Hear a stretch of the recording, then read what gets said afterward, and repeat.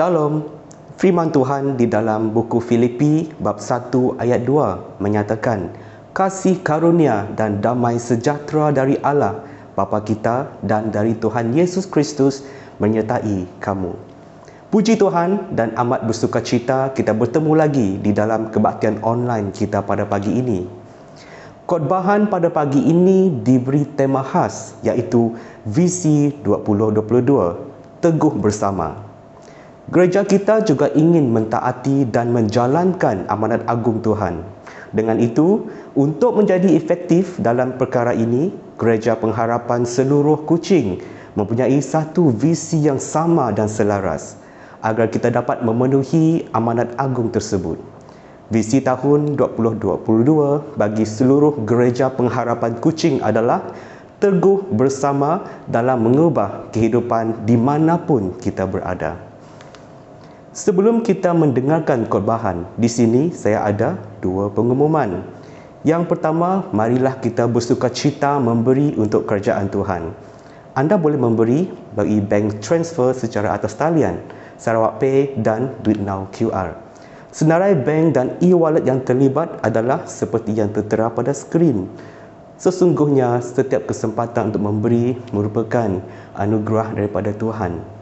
Pihak gereja mengucapkan terima kasih dan kiranya Tuhan yang memberkati kalian semua dengan penuh berkelimpahan. Seterusnya, kebaktian online kita pada minggu hadapan, 6 Mac, jam 10.30 pagi, kita akan mengadakan perjamuan kudus secara atas talian. Marilah kita datang bersama-sama dengan kerendahan hati dan sebagai keluarga besar di dalam Kristus. Sekian saja pengumuman untuk minggu ini. Tuhan memberkati. Shalom, selamat pagi semua. Mari kita terus memuji Tuhan, amin. Tuhanku Maha Besar, Tuhanku Maha Kuasa, Raja segala raja, amin. Dia hidup berkuasa. Raja segala raja.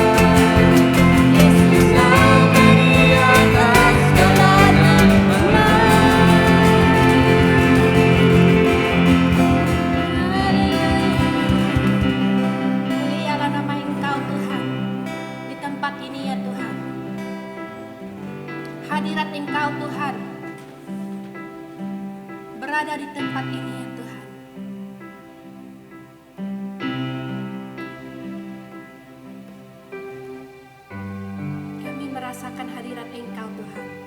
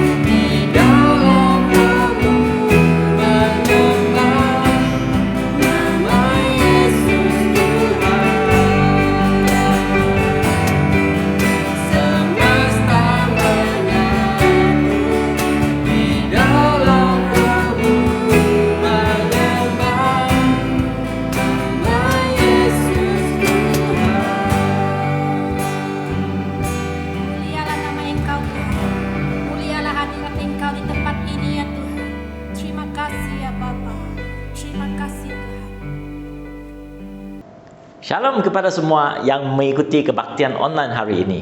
Kami di Hope Sparrow sangat bersukacita kerana kalian dapat menyertai kebaktian. Tuhan menyatakan firman-Nya hidup dan kuat dan lebih tajam daripada pedang bermata dua manapun. Apabila kita mendengar firman Tuhan, Dia akan bekerja melalui firman-Nya di hidup kita. Oleh itu, percayalah bahawa firman Tuhan pada hari ini akan membantu penerobosan yang luar biasa dalam hidup kita. Kerana ia lebih tajam dari pedang bermata dua dimanapun. Amin. Mari kita berdoa. Bapa di syurga, terima kasih untuk kasih karunia-Mu. Buka hati kami untuk mendengar firman-Mu dan urapilah hamba-Mu yang akan menyampaikan firman-Mu dalam nama Tuhan Yesus. Amin. Gereja Yesus selalu meletakkan keutamaan dalam amanat agung Tuhan, yaitu membaptiskan semua dalam nama Bapa, Yesus dan Roh Kudus, dan mengajar semua untuk melakukan apa yang Yesus perintahkan. Oleh itu, sebagai gereja Yesus, kita juga ingin mentaati dan menjalankan amanat agung Tuhan. Dengan itu, untuk menjadi efektif dalam perkara ini, Gereja Pengharapan di seluruh Kuching mempunyai satu visi yang sama dan selaras agar kita dapat memenuhi amanat agung Tuhan. Dan visi tahun 2022 bagi seluruh Gereja Pengharapan di Pengharapan Kuching adalah teguh bersama dalam mengubah kehidupan di mana-mana. Mari kita sebutkan bersama-sama. Teguh bersama dalam mengubah kehidupan di mana-mana. Maksud daripada teguh bersama dalam mengubah kehidupan di mana-mana adalah kita sebagai satu gereja bersatu bersama-sama atau secara individu menjadi teguh dan kuat. Dan apabila kita menjadi teguh dan kuat, kita akan dapat melakukan perkara yang luar biasa, iaitu mentransformasikan kehidupan orang di sekeliling kita. Ada 3 perkara yang kita ingin teguh bersama-sama di gereja Hope Sparrow dan hidup kita supaya kita dapat mengubah kehidupan orang di sekeliling kita. Sebelum itu, mari kita bersama-sama bacakan firman Tuhan supaya kita akan mendorong dalam melakukan visi gereja kita dan hidup kita. Amin. Di Matius pasal 28 ayat 18 sampai 20. Yesus mendekati mereka dan berkata, "Kepadaku telah diberikan segala kuasa di syurga dan di bumi. Kerana itu, pergilah, jadikanlah semua bangsa muridku dan baptislah mereka dalam nama Bapa, Anak dan Roh Kudus. Dan ajarlah mereka melakukan segala sesuatu yang telah kuperintahkan kepadamu. Dan ketahuilah, aku menyertai kamu senantiasa sampai kepada akhir zaman." Amin. Saudara-saudari, ada 3 perkara di hidup kita yang harus kita perhatikan untuk teguh bersama dalam mengubah kehidupan. Inilah visi 2022. Perkara yang pertama adalah pemuridan yang kuat. Saudara-saudari, pernahkah kita mendengar orang mengatakan sebegini tentang keselamatan Yesus? Kalau kamu tidak menerima Yesus, kamu mati kelak akan ke neraka. Atau Yesus menyelamatkan kita dari neraka dan membawa kita ke syurga. Mungkin ini merupakan cara seorang menyampaikan firman dengan niat yang baik untuk kita menerima Yesus. Tetapi apa yang terjadi adalah pernyataan tersebut adalah salah mengerti dan juga tidak menyatakan kebenaran tujuan kedatangan Yesus ke dunia ini. Di buku Matius pasal 1:12, Yosef diberitahu oleh malaikat bahawa anak Maryam yang dilahirkan akan menamakan dia Yesus kerana dialah yang akan menyelamatkan umatnya dari dosa mereka. Yesus datang ke dunia ini untuk menyelamatkan kita dari dosa supaya kita dapat berada di rencana Tuhan. Dosa yang ada dalam kehidupan kita sebelum kita menghalang kita daripada kita berada di dalam rencana Tuhan. Rencana Tuhan adalah untuk membebaskan manusia dari belenggu dosa supaya kita ada satu masa depan dan menjadi sempurna dalam Yesus. Amin. Bagi saya, menerima Yesus merupakan satu permulaan yang baru dalam hidup saya. Kerana sebelum saya menerima Yesus, hidup saya tidak bermaklumat dan tanpa hala tujuan. Oleh itu, saya hidup bagaikan orang yang berwajah dua. Kerana di depan orang tua saya atau orang yang saya suka, saya berlagak baik. Tetapi di belakang mereka, saya melakukan apa-apa saja yang saya ingini. Pada permulaannya, saya merasa saya hebat berlakon dan dapat melepaskan diri dari kesalahan tanpa diketahui orang. Tetapi saya tahu kehidupan sebegini adalah tidak benar, tanpa tujuan dan tidak memberi rasa aman, bahkan hanya menipu saya sendiri. Tetapi pada saat saya mengenal Yesus, saya bertaubat dari dosa saya dan menerima Dia sebagai juru selamat. Dan dari situlah saya bermula dengan kehidupan yang baru dan berada dalam rencana Tuhan. Kehidupan yang baru memberi kita identiti yang baru. Apabila kita menerima Yesus, identiti kita berubah daripada kita sebagai seorang ibu atau bapa, sebagai seorang suami atau isteri, mungkin sebagai seorang abang atau adik, sebagai pelajar, seorang cikgu atau seorang peguam. Identiti kita berubah menjadi seorang murid Yesus. Katakan kepada orang di sebelah kita, kamu adalah murid Yesus. Yesus mengatakan kepada Petrus dan Andreas yang pada saat itu penjala ikan. Yesus berkata kepada mereka, mari ikutlah aku dan aku akan kujadikan penjala manusia. Lalu mereka pun segera meninggalkan jalannya dan mengikuti Dia. Yesus memberikan satu bayangan kepada Petrus dan Andreas bahawa mereka sebagai murid Yesus akan menjadi seorang yang membawa orang kepada Tuhan Yesus. Sebagai murid Yesus, kita perlu bertekad untuk melakukan pemuridan yang kuat, strong discipleship, supaya kita dapat menjamah jiwa-jiwa kepada Tuhan. Cara yang boleh kita ingin lakukan di gereja pengharapan Sparrow ialah mendengar dan mentaati firman Tuhan. Apabila kita dapat mendengar dan mentaati firman Tuhan, kita dapat menolong orang lain mendengar dan mentaati firman Tuhan juga. Amin. Minggu lepas, saya dan Mina diminta menolong pengurusan perkebumian seorang pakcik yang meninggal kerana mengidap penyakit kanser. Pada hari itu, kami mendapati bahawa pakcik yang meninggal itu sebenarnya pekat dan bisu sejak dilahirkan. Tetapi semasa dia sakit, anak perempuan dia, seorang Kristian, telah mentaati Tuhan dan untuk kembali ke Kuching untuk menjaga dia. Dan pada masa tersebut, anak perempuannya mengongsikan firman Tuhan melalui sign language yang mereka pakai untuk berkomunikasi selama ini.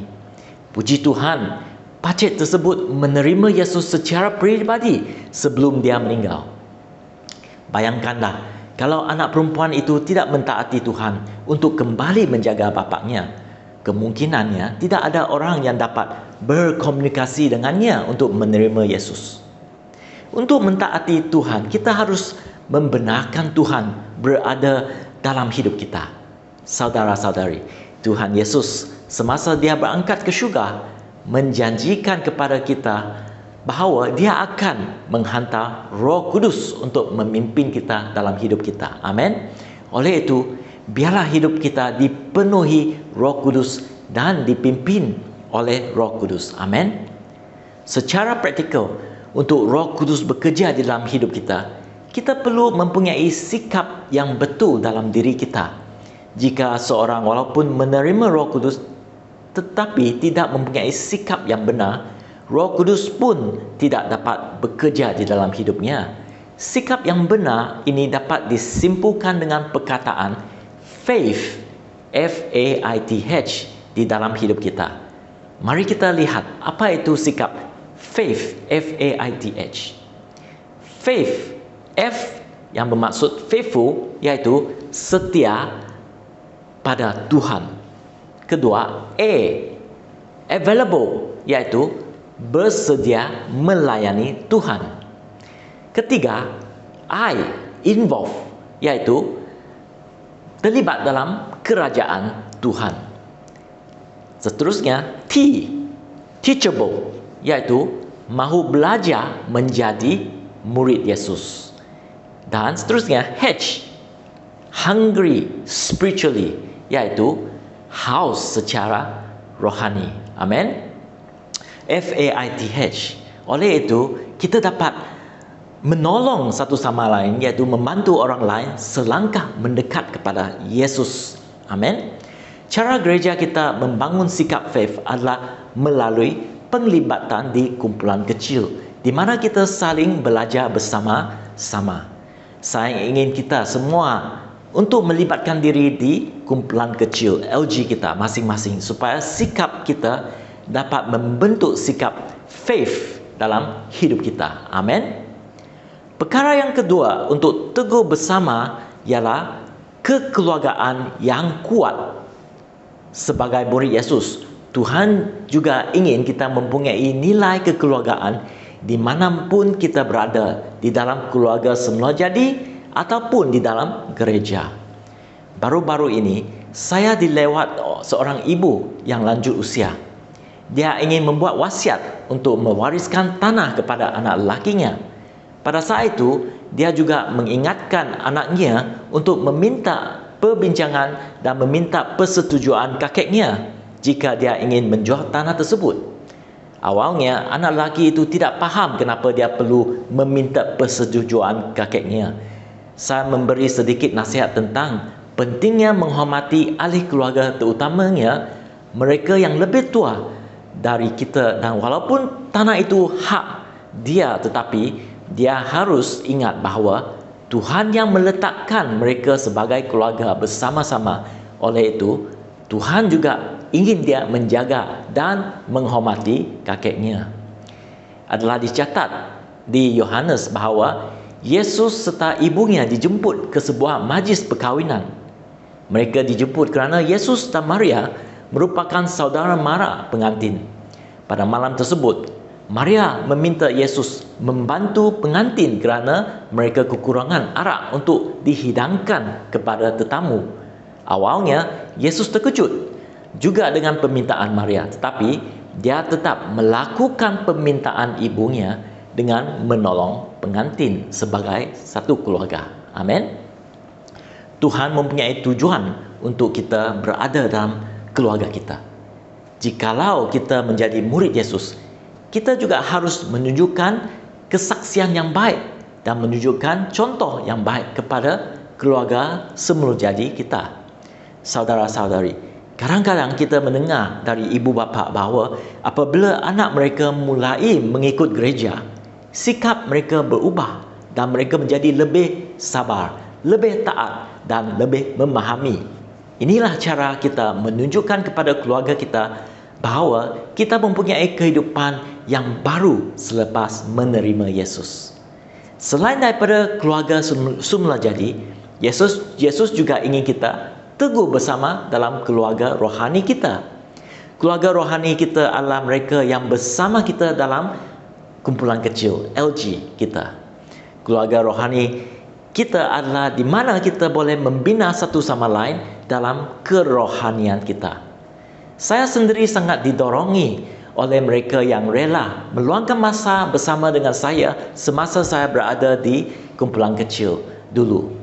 Sampai hari ini, saya masih meluangkan masa berjumpa dengan mereka seberapa yang boleh, dan pada saat berjumpa, kami masih terbuka dalam membangun satu sama lain secara rohani. Saudara-saudari, Gereja Hope Sparrow selalu mengalakkan kita memupuk tabiat berjumpa dengan satu sama lain di live group, di doa Jumaat dan di gereja. Walaupun kita tidak dapat berjumpa secara fizikal, kita masih dapat bertemu secara Zoom atau Google Meet. Contohnya, kita berjumpa di waktu doa Jumaat, bukan hanya berdoa, tetapi kita ingin memupuk tabiat yang baik untuk saling mendorong satu sama lain dalam kasih. Di buku Ibrani, firman Tuhan mengatakan, dan marilah kita saling memperhatikan supaya kita saling mendorong dalam kasih dan dalam pekerjaan baik. Janganlah kita menjauhkan diri dari pertemuan-pertemuan ibadah kita seperti dibiasakan oleh beberapa orang.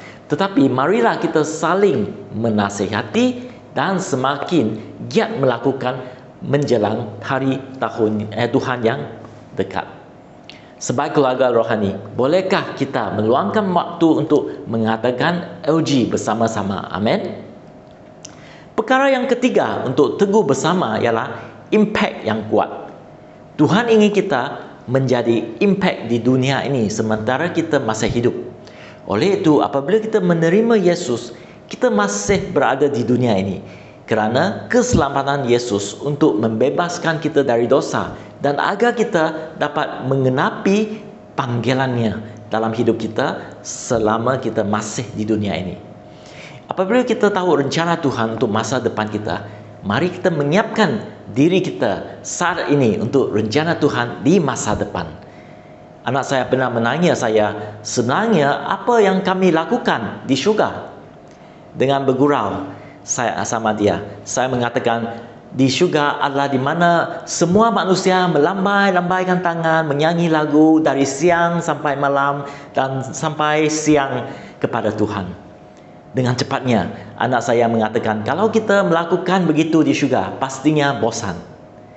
Walaupun saya pada masa itu bergurau dengan anak saya, sebenarnya soalan itu menyebabkan saya teringin tahu apa yang Yesus katakan tentang rencana Yesus untuk kita pada akhir zaman atau selepas hayat kita di dunia ini. Di firman Tuhan, Yohanes diberi satu pandangan tentang apa yang akan berlaku di masa depan.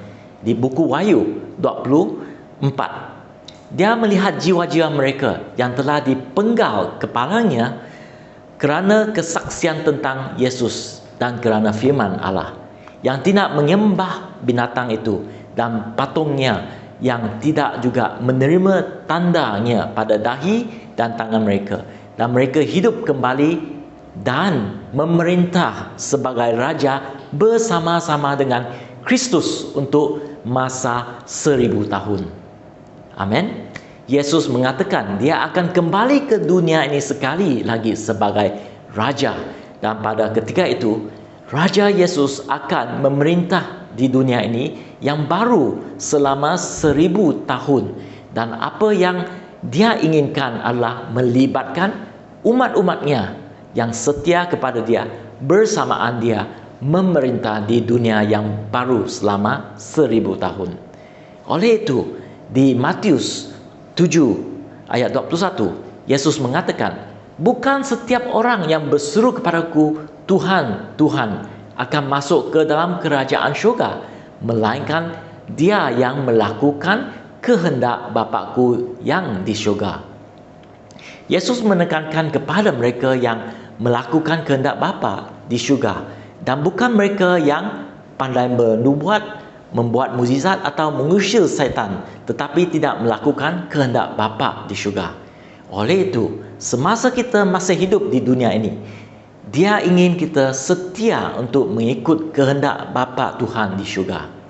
Di Matius 5, kehendak Bapa Tuhan adalah untuk kita menjadi serupa garam dan terang semasa di dunia ini. Garam mempunyai tujuan memberikan rasa di dalam sesuatu keadaan, dan terang mempunyai tujuan untuk menyinari sebagai petunjuk di tempat yang gelap. Garam dan terang adalah untuk menunjukkan kebaikan Bapa Tuhan melalui hidup kita. Amin. Oleh itu, sebagai gereja, kita ingin dipanggil memberi rasa dan menjadi petunjuk kepada masyarakat untuk datang kepada Tuhan. Mungkin kita katakan, siapakah saya ini? Saya tidak dapat melakukan apa-apa. Saya hanya seorang yang biasa saja. Sebenarnya, Tuhan dapat memampukan kita jikalau kita sudi dan rela dipakai olehnya. Mungkin untuk hari ini kita dapat memulai dari kumpulan kecil LG kita bersamaan dengan saudara-saudari di keluarga Tuhan menjadi garam dan terang. Salah satu caranya adalah dengan membuat community kita, membantu mereka, kita boleh mulai dari perkara yang kecil, sekali-sekala dan jangka pendek.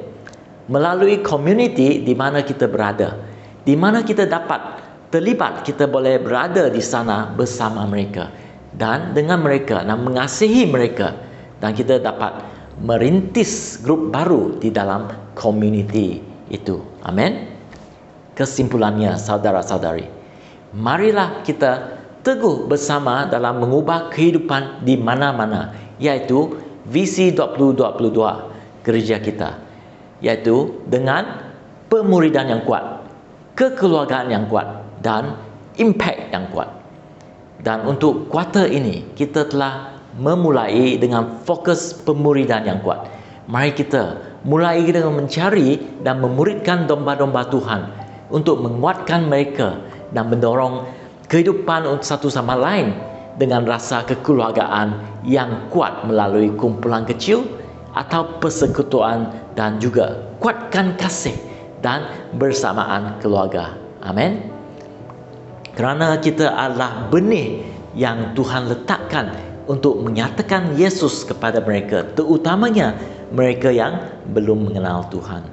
Dan mari kita tidak berhenti di sana saja, tetapi membawa kasih Tuhan dimanapun kita berada dengan memberi impact, membawa kasih Tuhan sebagai garam dan terang yang menunjukkan jalan kepada mereka yang tersesat dan memerlukan pertolongan. Mari kita berdoa. Masa berlalu dengan cepat dan kehidupan kita hanya sementara di dunia ini. Bersamaan kita berada dalam hadirat Tuhan saat ini. Amin. Izinkan Tuhan bercakap. Maukah kita terlibat dalam visi Tuhan untuk membawa transformasi hidup dimanapun kita berada, sama ada dalam pemuridan atau dalam menguatkan rasa kekeluargaan di rumah atau di gereja, atau membawa impact yang kuat di masyarakat atau komuniti dengan mulai dari perkara yang kecil atau sederhana. Amin. Haleluya.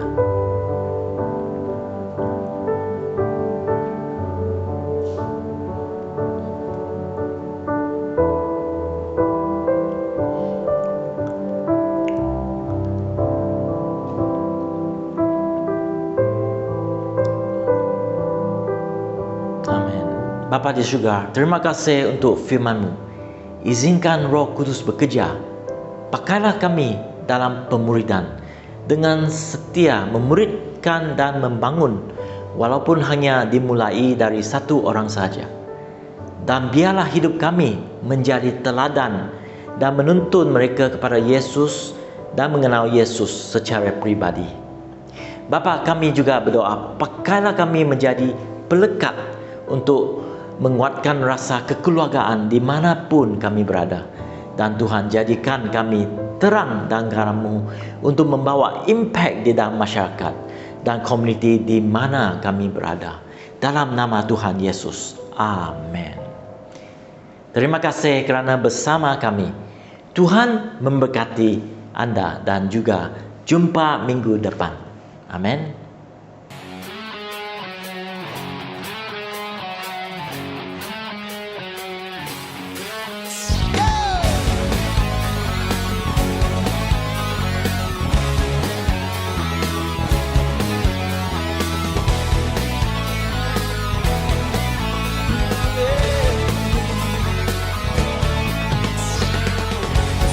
Ku pandang gunung menghadang setiap langkahku, setiap jalanku. Jiwaku pun bangkit, imanku pun bangkit. Kau besertaku, kau menjagaku. Tak usah ku takut, kau bersamaku. Hadirat-Mu nyata menenangkan jiwa. Tak ada yang mustahil, tak ada yang tak mungkin. Kau besertaku, kau menjagaku. Kuatku, kau imanku, kau berikan harapan baru. Kaulah segalanya. Oh, tiada yang mustahil bagi orang yang percaya.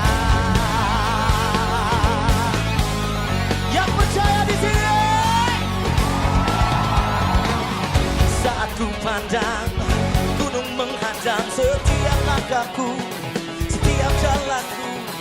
Jiwaku pun bangkit, imanku pun bangkit. Kau besertaku, menjagaku. Oh, aku takut, kau bersamaku. Hadiratmu nyata, menenangkan jiwa. Ada yang mustahil